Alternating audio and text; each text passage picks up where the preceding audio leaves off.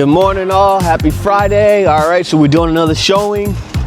We are at, this is about 4-bedroom, what they say, 2.5 bath. We're in Hanover. 5,669,000, 4-bedroom, Anne Arundel County. Let's look at it.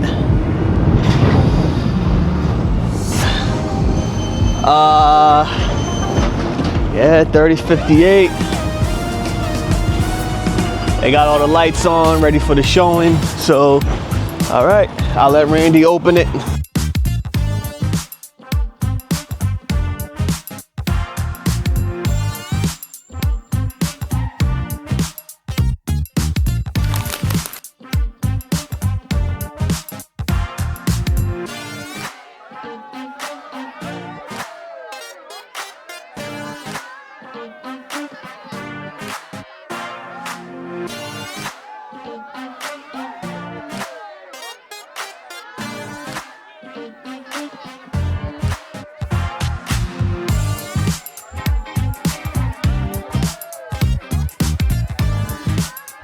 All right, tours by Lottie Realty. So this is the main floor. Again, we're in a 4-bedroom, I believe 2.5 bathroom, Arundel townhouse, built in 2020. This is the living area. That nook, got a nice nook, nice big wall. Got an open concept kitchen, dining area right there, open concept kitchen.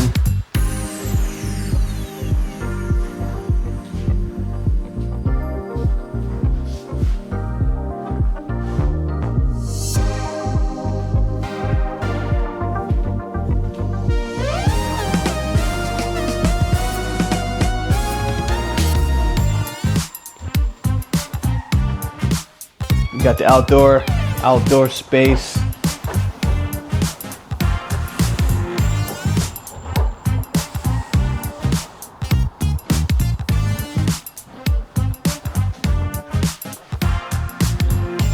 Then you got a half bath right here.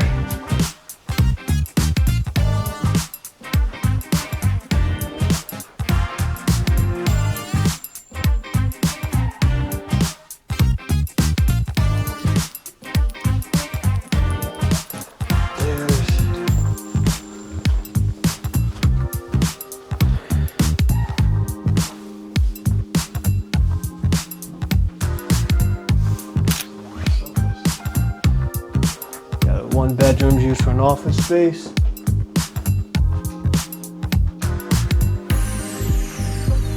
Got another bedroom there.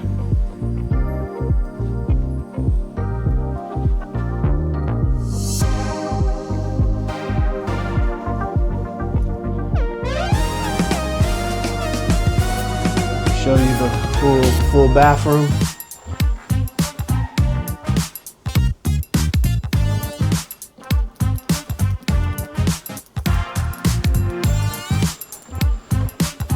Primary.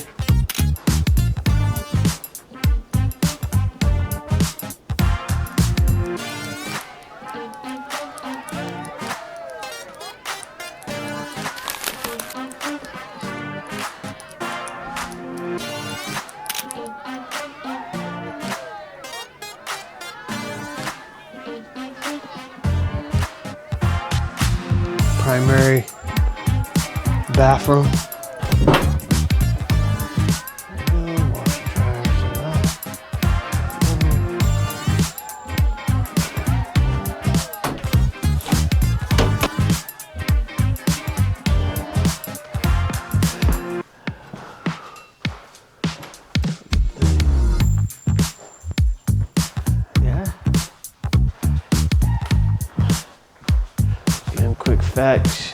Quick fact sheet here. So this is a 4-bedroom, 3-bath townhome in Hanover, Maryland.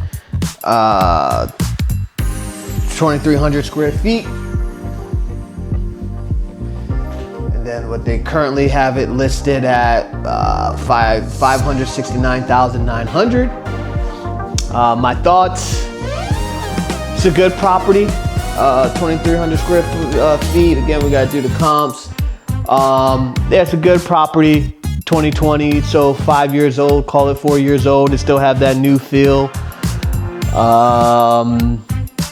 It's a good home for a family. Right? I would have liked to seen the full bathroom right down there at the in the basement, but is it necessary? Probably not, because you don't really have a room down there, right? So yeah, no, I think this is definitely a great property. All right, we're here at Rundle Mills Mall. We just got done with the showing.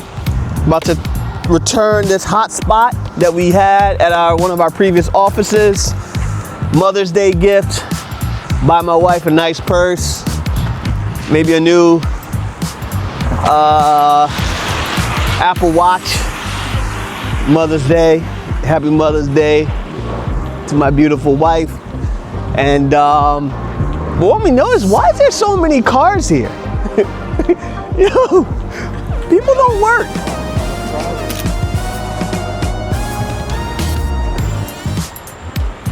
Shopping at the Coach, picking out one of these things. You see how, man, in the US, man, they know that people are coming here for the purses, so the purses are just laid out right for you. Right, you're gonna be choosing, you got the darks over here, the lighter ones, and so basically you're just choosing whichever one she wants. Now, the combination of this purse or this purse, right? They serve two completely different functions, right? What would you do? I'm just doing a day in the life of. I'm a wannabe YouTuber. You're a YouTuber. Yeah, I'm a wannabe YouTuber, you know what I mean? Only my mom watches my videos, and I'd say, Mom, just keep watching it over and over and over again. you get my runtime up so then I can monetize on it. What is your opinion? Which one would you do? Well, it depends on her style. It's between this one and this one. Well, you always want to start off with the color, then the shape of the bags. Yeah, so it's between. I would prefer not. Okay. Yeah. Okay. Go ahead, yeah. All right. So I'm glad you asked for that. So if she's into the chalk color, because we don't sell a true white, then you would look for chalk, and then you would then go down to the size that you see right here. Gotcha. Yeah. Yeah. I think it's this one. The one with the gold. I think it's this one. What do you think, Randy? What are your choice? They're two very different. I mean, they're all nice. I ain't gonna lie to you. What would you do, Randy? Which one you like? This is a tough one. It is Might be the hardest question you've asked. It is a tough one. This one's nice too, man. We settled on this. So.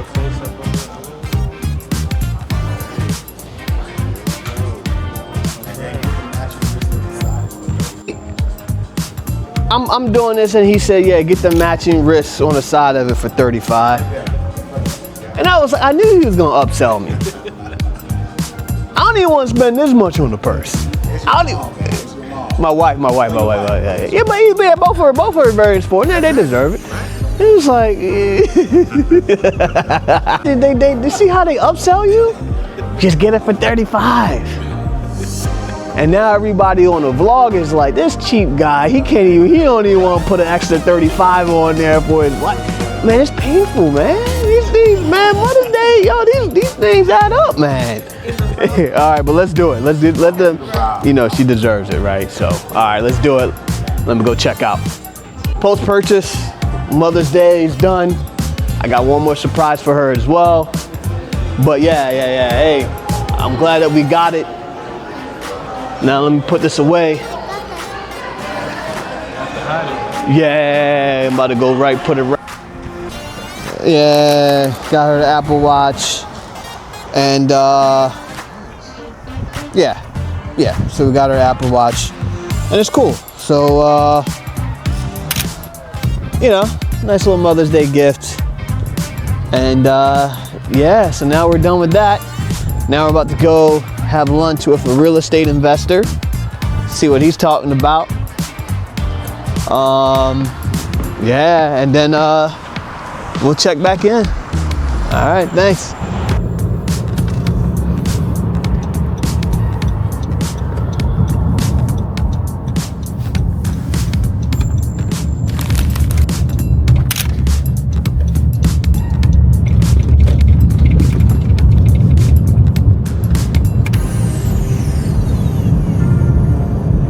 All right, we are here at lunch, State Fair, lovely Catonsville, Maryland. We're here to meet a real estate investor. I met him at a networking event like 2 weeks ago. A little networking, real estate mastermind. So this reminds me of like a main street here. And then, yeah, so we're gonna, you know, probably gonna have some good eats. And I know I'm getting a little hungry. You getting hungry, Randy? A little bit. Yeah, definitely, you know, eat something. And yeah, you got, reminds me of like a main street, like Randy said, you know what I mean? Definitely reminds me of like a main street. And so this is cool. Yeah, this is real cool. So never.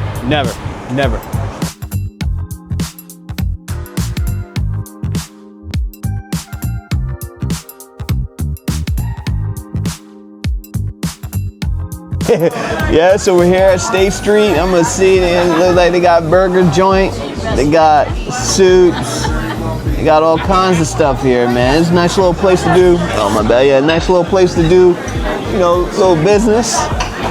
And I like it, man. You got a big table right behind us too, so yeah. So I like it so far. We'll check back in.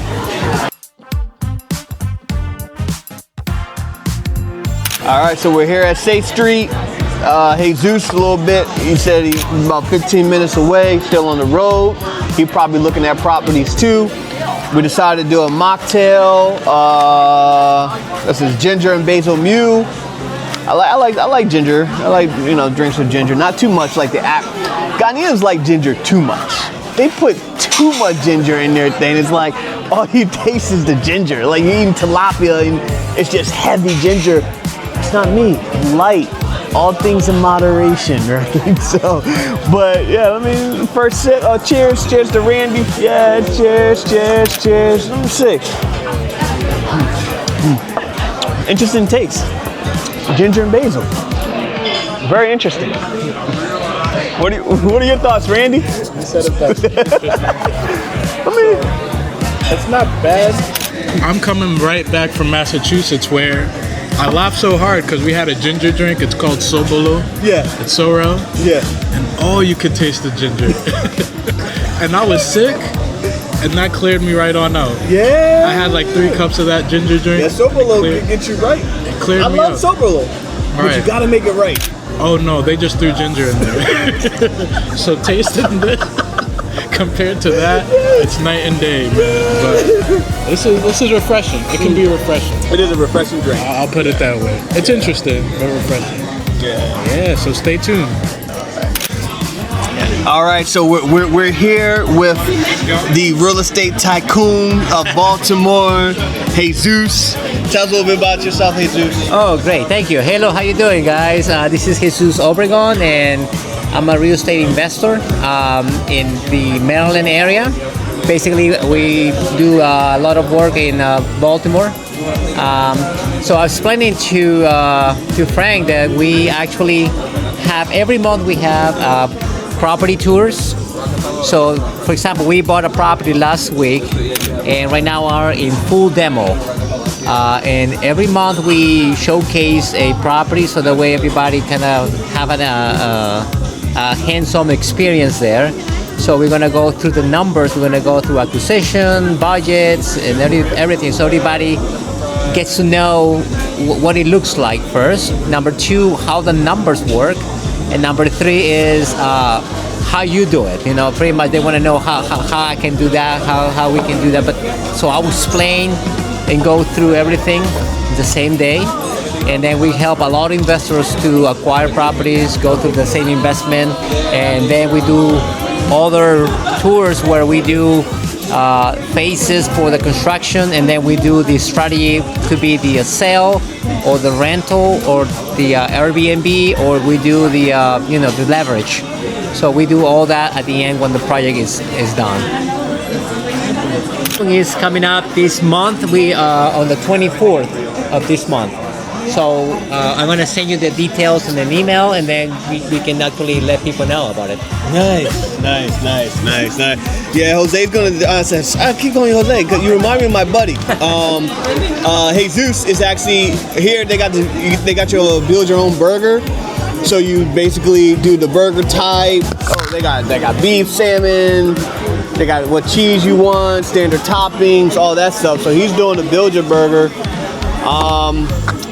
And I'm probably gonna do the spicy crispy chicken. I don't know what Randy's doing. Maybe the chocolate Charlie. There you go. All right. All right. So we're back with Jesus, and I was asking him. He said they just bought a property last week or 2 weeks ago. So, what you bought it for? What 285. 285. They're gonna put over like maybe 100K. 100K in the rehab, and it's going to be a flip, and they're going to flip it, and they're saying that of that one when they flip it, they're projecting to sell it for in the fives, about like 520, 550 around there or whatever, to make a decent amount of profit in there. So let's say the person at home, right? Let's say Randy wanted to do it. If he wanted to get on that deal, right? I know it's already happened, but let's just bring it back there, right? Like, how much you think Randy would have had to put down or contribute to that deal? All right, yeah, definitely. But there are different scenarios for that. For example, if Randy wants to do that by himself, he needs to put probably around between 10 to 15% down of the purchase price, plus closing, plus all the fees from the lender. Hard money lenders right now, probably he will get between 11 to 14% because he's probably newbie. And then they're probably gonna require his bank statements. They're probably gonna require some liquidity. Normally they require about 10 to 15% of the budget in the bank. Reserves, correct. And then they will probably gonna require some upfront costs.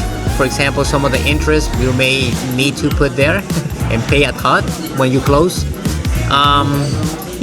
Because you're a first timer, and you probably come up to the table with maybe 65, 50, maybe 80 grand about,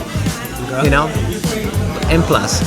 But when we buy and we have our preferred lenders and we have our systems, so I think we closed with this one with 38,000, buying a property, like that with all the interest. How many investors? Oh no, only two. Me and the investor who wants to invest into this property. That's it, and that's what we pay. So it makes it easier for us because if you have 100K in your reserves and you want to invest, probably if you do it like Randy, he will probably gonna get just one property and work through the whole year for just one property. But if we do it together, or we do it in a way that we have a process already, so you can actually potentially work on 3 properties the same year. So it would, it's going to be 3 times whatever you can get from profits at the end of the year, let's say. Or you can expand a little more or exponentially spend more, depending on our ability to fund the project. But for this one, definitely it is a good property because we have a $550,000 projected for sale plus. So every time you do a calculation for your properties, you have to do a 75% of the value that is projected, which is the ARV. Why 75%? Because if you, in case you want to refi, the bank only gonna give you 25% down, which is 75% of the value. And then from that calculation, you're gonna deduct your expenses and your construction cost, which is 100K. And then you use a formula to calculate how much you're gonna pay for the property. And that's what we did, and that we came out with 285 was a good price to buy. And we didn't fight with anybody. Every time we do a contract, we do it in 15 days closing, and we put You put cash down or no? of course we did. Y'all close cash on that deal or no? No, everything is funded. It's OPM. Okay. Everything has to be OPM. OPM, other people's money. Exactly. So, but we close in 15 days because we can. Yep. Yeah, and most of our offers are very aggressive. Sometimes, sometimes we do no contingency. I have to inspect it in person, so that way we do no contingency, and we close because we had all the teams together from beginning to end. So that's how I think it works best. But if you want to do it yourself, you got to go through every single step yourself. Right? And I did that before, and it's painful. Very. Yeah. So at this point, we have a system. So everybody who wants to utilize our system, they make money with us too. Yeah. Well, one more question. Is it cost to utilize the system, or like they just say, hey, look, I got 20,000 here. What can you get me? Oh yeah, definitely. You participate with us. We have definitely we need to have contracts together in order to do that. And you actually come with us and as a partner for the deal only. And yeah, we have fees and all that we can explain once we got it on the contract for specific properties. Yes, we do that. Okay. All right. Sounds good. All right. Thank you, Jesus. All right, so we're eating right now. You won't be able to see it. I'm gonna try to get you to see it. I got the spicy chicken. Not bad. Randy's got the Italian. How's the Italian? Italian's really good. Italian's really good. It's a different twist on it. I don't know if it's the onions or something about it is different, but it's a good different. It adds like a different type of flavor. The chips was a good call. Okay. The chips with the sandwich, can't go wrong with an Italian and chips, Old Bay chips, so solid. Yeah, it's not bad. Not bad. Maybe a 7 out of 10, 8 out of 10. It's all right. Not the best I ever had, but hey, it was good. I talked to Jesus. Gave me some game on how it worked. How they do the whole real estate thing and open up the LLCs.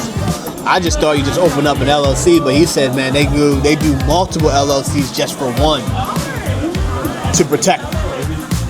And then he was telling me about the distribution, basically. So when you have an LLC to open up a property, then when you have the managers, basically when you're selling the property, in order for you to get the proceeds out, they do it as a distribution and not a sale.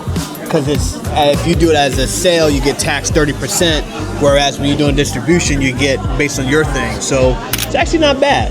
I mean, it's not a bad, it's not a bad thing. So let me think about it, pray about it, as Randy would always say, and then we'll see. All right, thanks.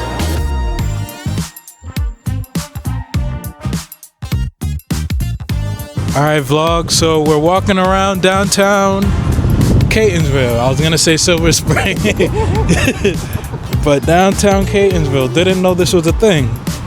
No idea this was here. Yeah. Italian restaurants, Franco's. Wow. Man, what are your thoughts so far? No, everything is cool, man. This is cool. Like you meet people, man. They take you to different parts of town that you've never been. So now, whenever I'm in Catonsville, I know it's got a downtown area. You come up here. I like that spot. Man, service is quick, food is good. The food's not too heavy, so you're not leaving there like very light. Especially now, the weather's breaking. You know, the weather's breaking, so they got a pottery. You can, come out here, paint your own pottery. Yeah, they got all kinds of. Oh man, like Randy said, this is a good little date idea. Come out here, good date idea. Kids night, family time, Pottery Cove. Nice area.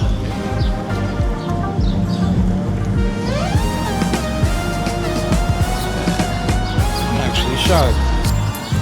I'm shocked that this was right in my backyard. And I never knew this the whole time. The way that you know Baltimore, Yeah. I'm surprised, you don't know too much about Catonsville, I don't. Oh, this is pretty cool.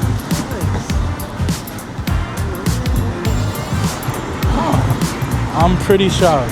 I'm not gonna lie.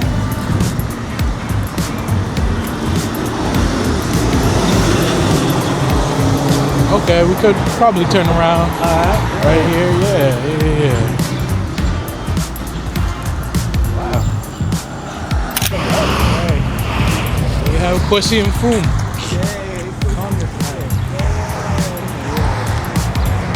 I have pictures. Yeah. My dad spoke highly of him. Wow. Yeah, taught me about him at a young age. Wow. Yeah. Follow the story, yeah.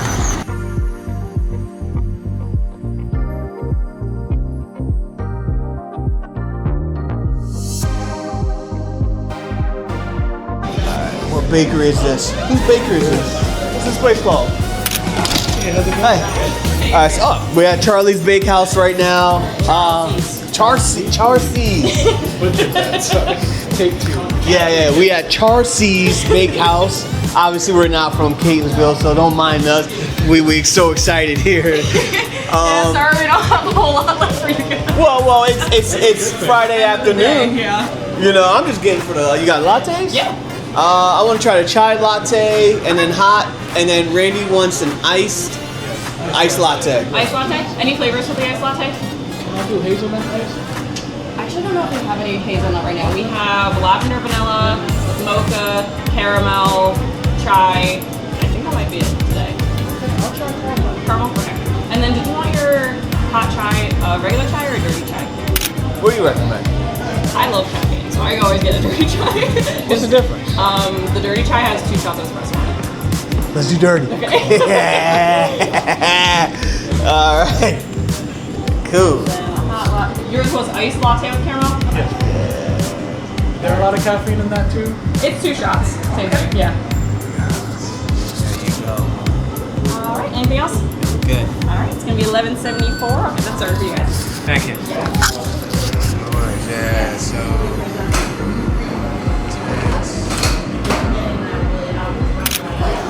Yeah, so we're gonna get some chai lattes and on to our next steps, man. All right. Yeah, the smell as soon as you walk in is amazing. So yeah, we'll get back to y'all. Get on that vlog.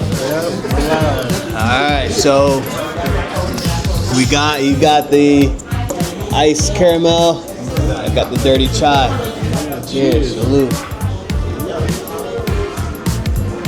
Oh wow. Good? It's good. Good, man. Little after lunch. After lunch, Friday afternoon, working hard.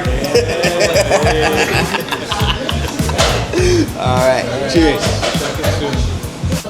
All right, so we're just talking to Randy about the yacht.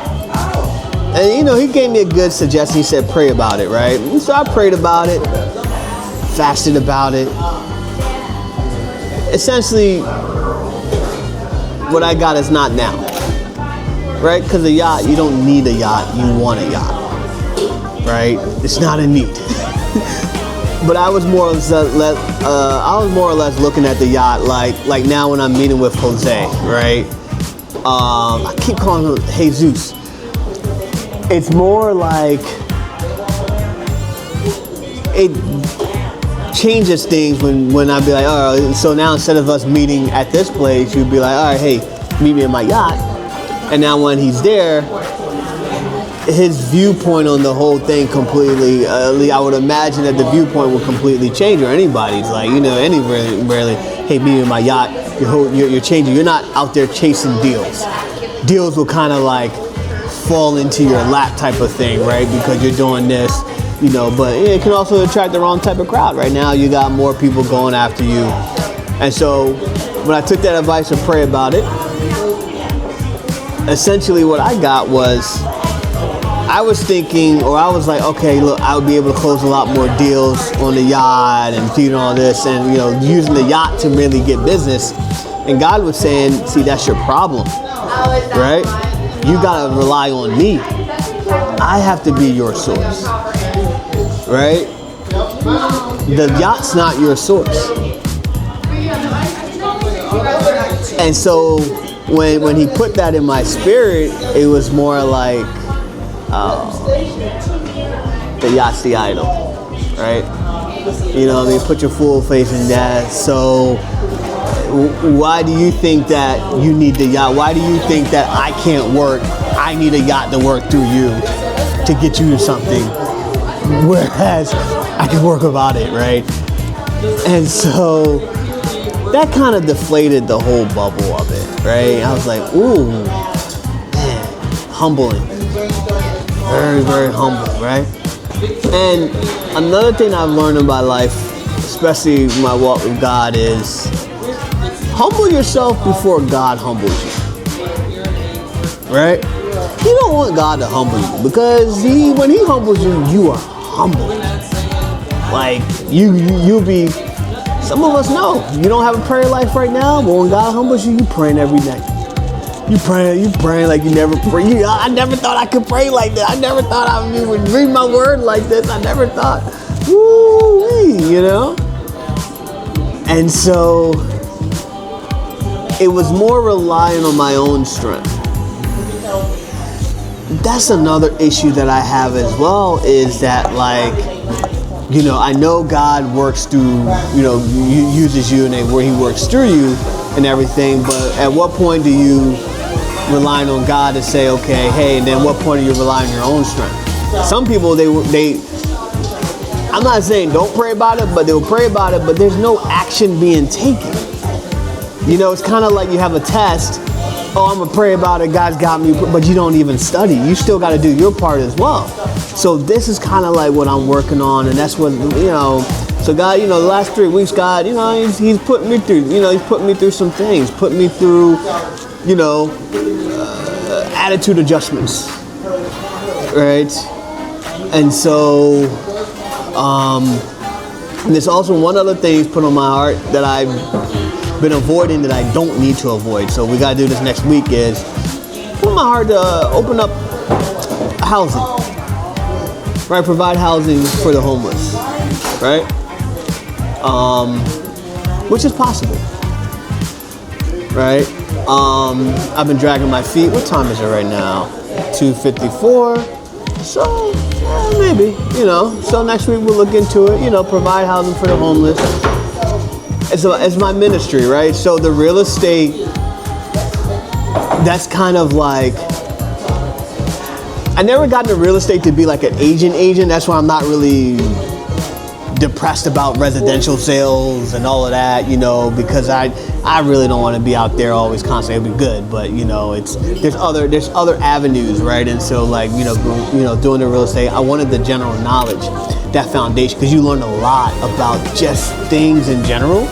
So so next week we'll go out there, go look at a couple properties. And I also wanted to do real estate to go buy like a housing facility, right? To do like shared housing and residential services, to provide residential services, right? So that's kind of like, I think that's kind of like what I need to work on, what I need to focus on. So I also want to try to incorporate more of God leads wisdom, or to show you all how I go about my thinking, right?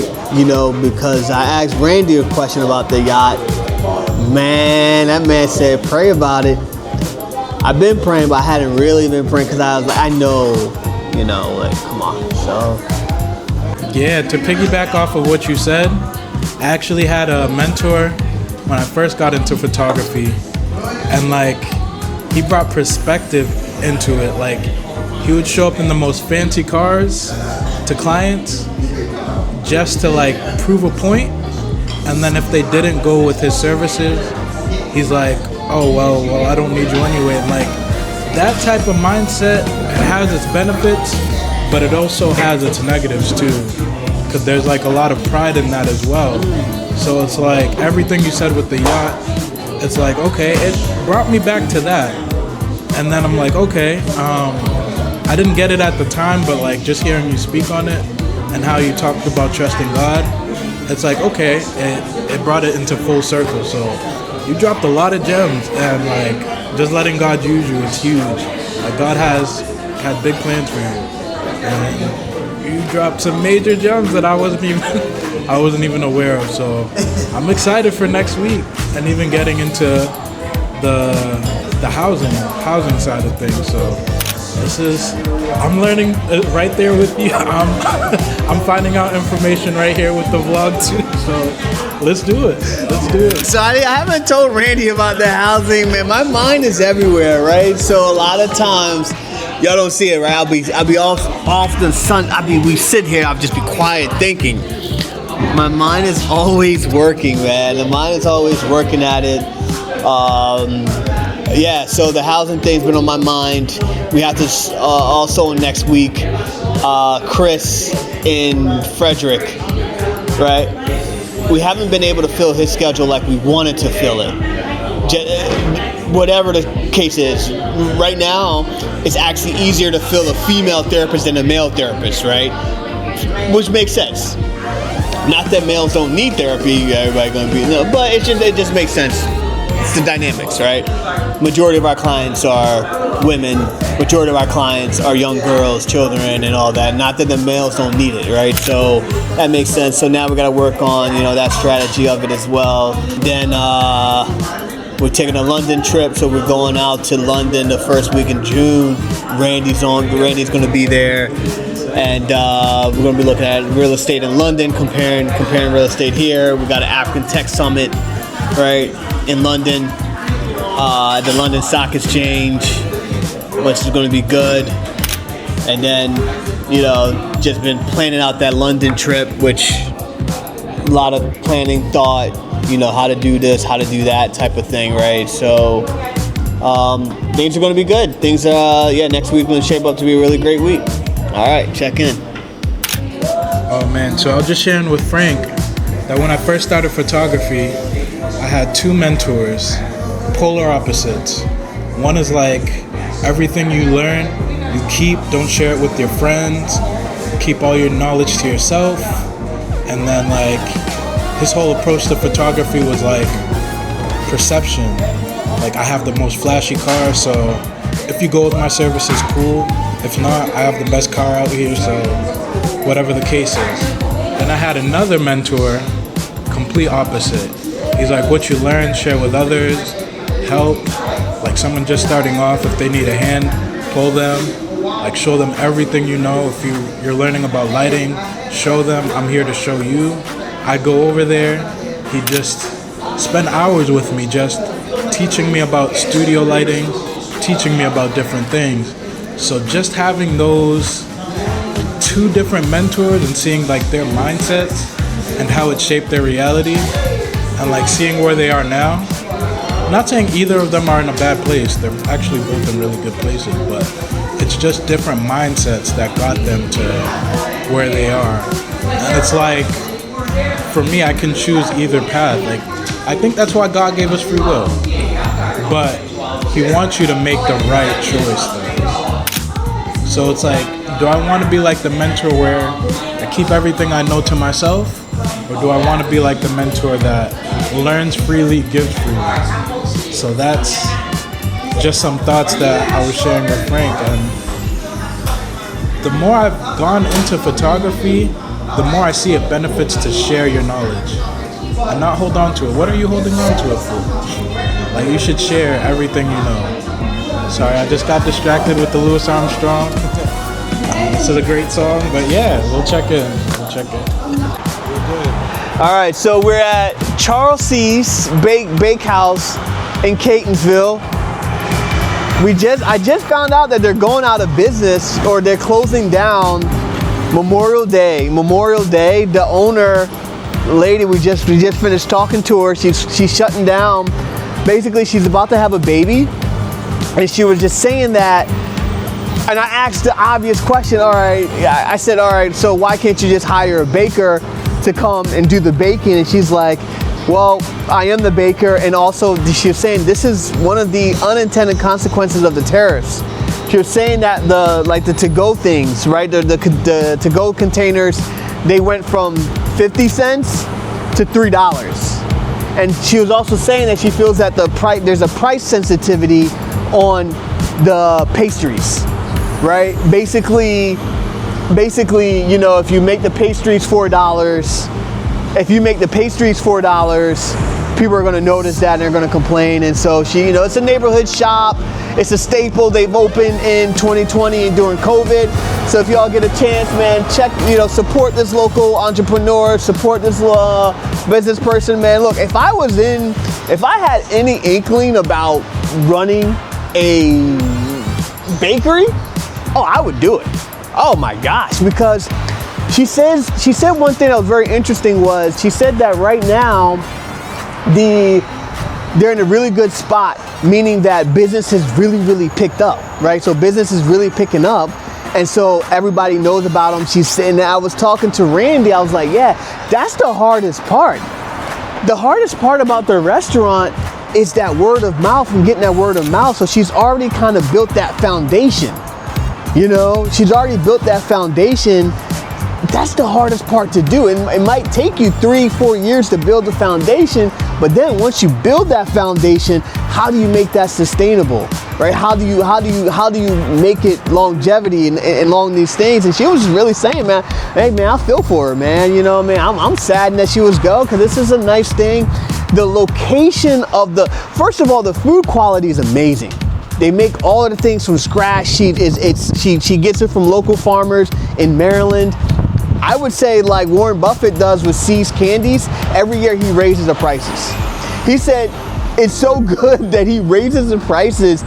But again, that's the business side of it, right? She's more, you know, I get it too. It's hard for me to raise prices on counseling as well, you know, but I would do it just to stay in business. And the hardest part is just getting that word of mouth. I would imagine that in the food business, the food can sell itself, right? Because you can do all the marketing, but if your food is not good, nobody's gonna come back. And this, she was saying that the name Charles C's is, I think, her grandmother, so it's a family business. So all of the recipes has been in the families for generations, you know? And so, man, it's just sad, man. It just saddens my heart, man, to see it go. But honestly, this area, the foot traffic and the road traffic, right? It's a staple here, man. And so, watch, you'll probably see a Starbucks come in. They probably wouldn't come in here, but you know, that's how it is. The big big corps, and then they'll be charging $4 for a thing that's not as good, but they have to do it, man. So, yeah, well, I mean, that's another unintended consequences. So, you know, hey, support the local business, support Charles C's Bakery, and thank you all. God bless.